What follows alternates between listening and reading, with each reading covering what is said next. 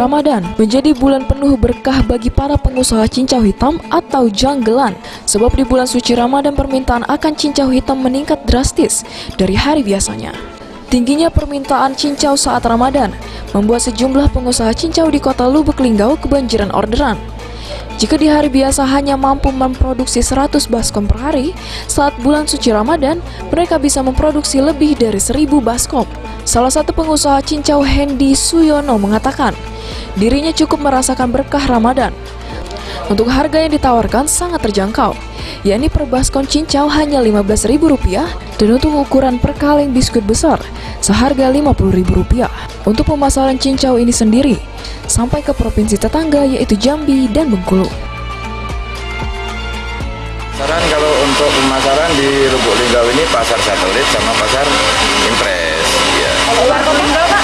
Luar Linggau, ada yang minta dari Morabungo, dari Corok, dari Kepayang. Dalam sehari berapa, Pak? Satu harinya tidak tentu. Dia telepon minta kita kirim. Rata-ratanya berapa, Pak? Rata-rata kurang lebih 100 kaleng. Kalau yang petak itu? Kalau petak terus satu hari 1000. Bisa di bawah 1000, bisa di atas 1000. Proses pembuatan cincau hitam dibutuhkan waktu lebih kurang 3 hingga 5 jam. Hasil produksi cincaunya mampu bersaing dengan produksi yang berasal dari pabrik. Apalagi industri rumahan ini sudah turun-menurun dilakukan keluarganya.